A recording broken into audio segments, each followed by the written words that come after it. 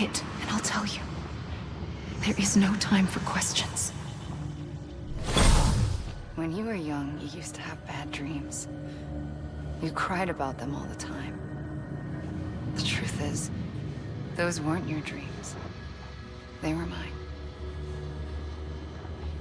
For as long as I can remember, I've dreamt of the beach. Not just while sleeping, in my waking hours too. In my dreams, I watched the world end so many times. Countless past extinctions that decimated life on this planet. Again, and again, and again. At first, I didn't understand what I was seeing or why. And that wasn't the worst of it. There were other, more terrible dreams. Dreams of death and destruction. Of a massive extinction to come. Like this one. And I would always be the one to end it all. To bring about the last stranding. As I have today.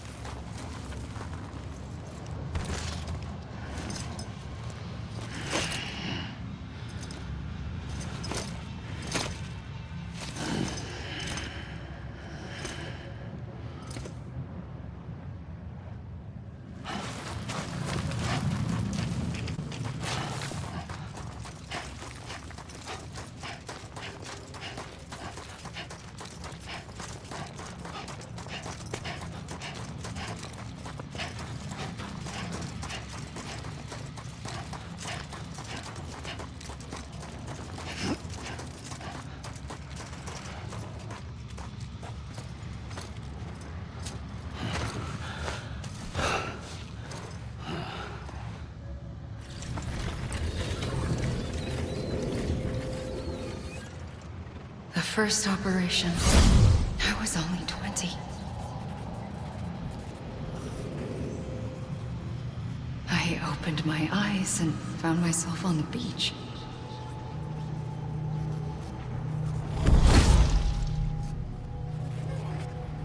But the moment I came round, I was back in the hospital bed. I was split across two worlds. Bridget, my Ha in that one. Amelie, my Ka in this. Somehow, the two of us managed to coexist. Soon, our ages began to diverge. Only Bridget's body got older, while the beach kept Amelie's the same. So I came up with a story. I told people that Amelie was my daughter. A daughter with a debilitating condition and an absent father. Look. Amelie. Âme is French for soul.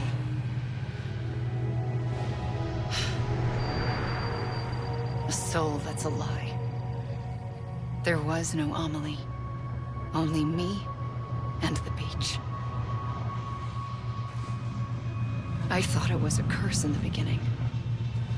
But later, I started thinking, maybe I can use this.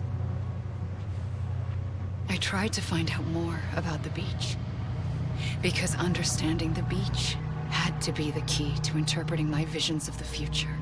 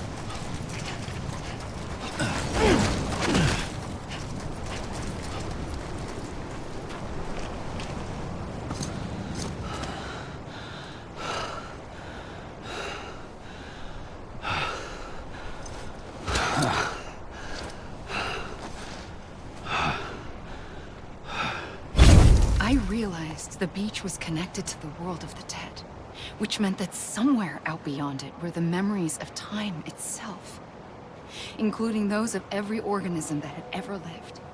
4.6 billion years of biological history, a history that might even stretch back to the creation of the universe.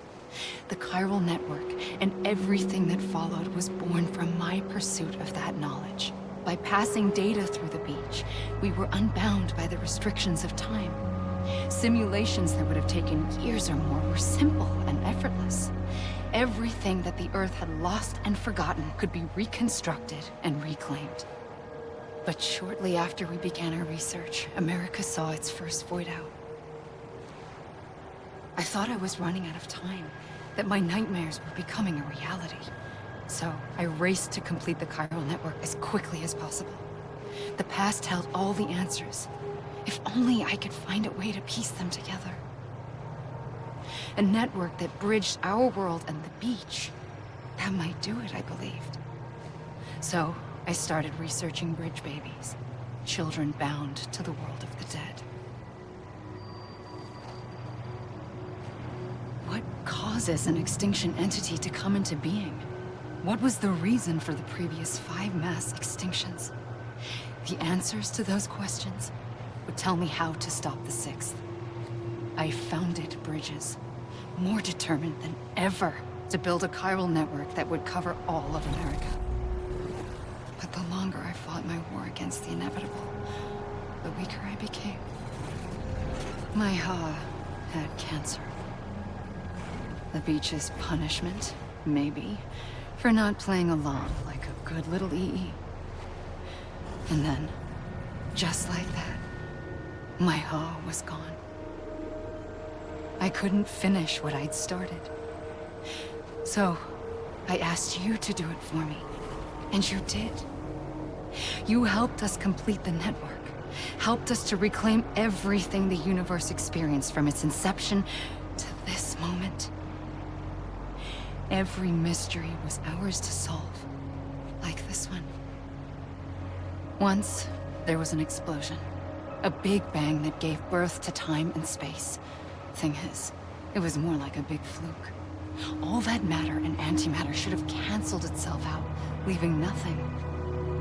But somehow a tiny speck of matter survived. Just enough. Enough to make this world and everything in it. A world that shouldn't be, a world out of balance. Order inevitably gives way to chaos. Everything that lives must inevitably die. It's like the universe is trying to return us to the nothing we came from. Maybe the Big Five were its best attempts to finish us off.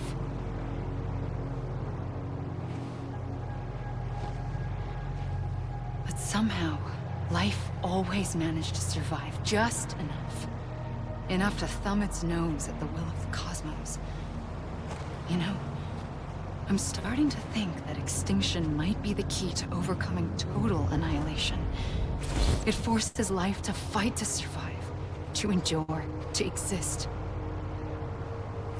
That's why the Big Five ultimately rekindled life instead of extinguishing it. From the ashes of the dead rise the living. Stronger and wiser. Inheritors of the legacy of existence itself. They defy the universe and refuse to surrender. They say, we're just getting started. Extinction is an opportunity.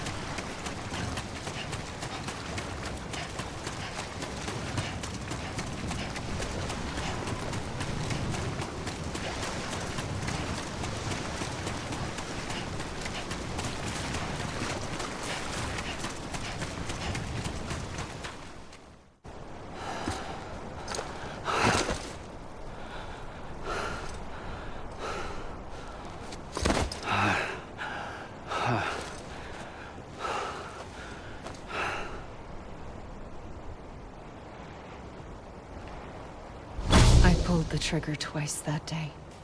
I knew at once I'd made a mistake. I found your beach and looked everywhere for you. Sam. There you are.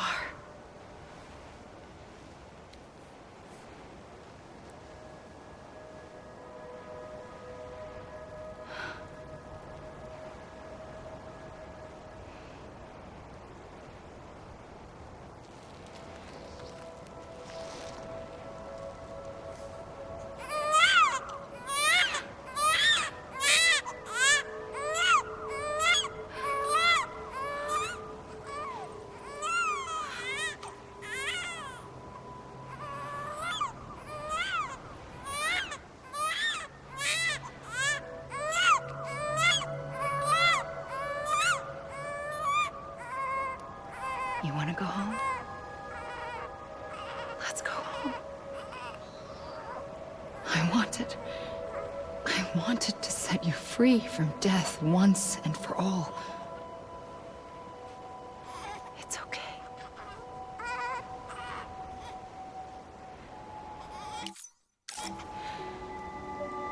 I know the way.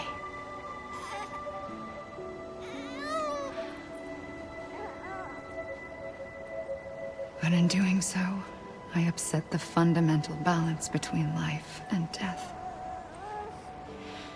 I just wanted to save you.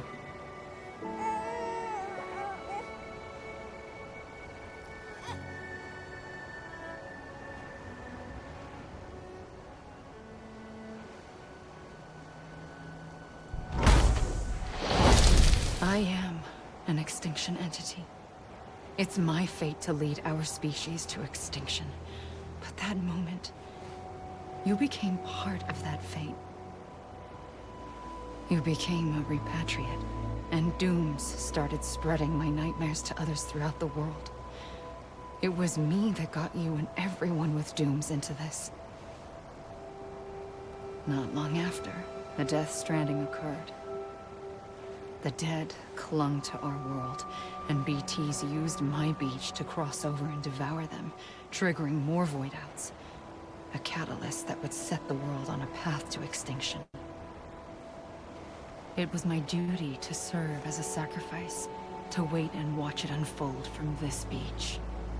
That, or hasten the last stranding and end this slow death. Given these, my only options, I chose to end it quickly. But to trigger the last stranding, I needed you, a part of me. Here too. I would be able to witness extinction consummated with you by my side. But now that you're here, there's another choice. You can cut me off. An EE doesn't have that option for itself. But in my nightmares, I saw another future. One that you chose. One where extinction is hope against total annihilation.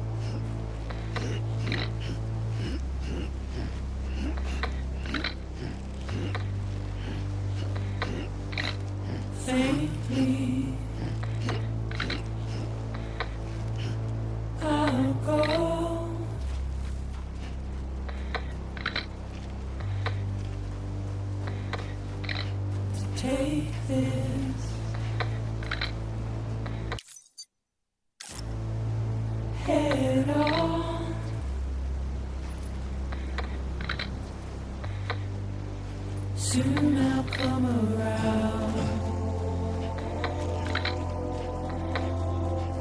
Lost and never found.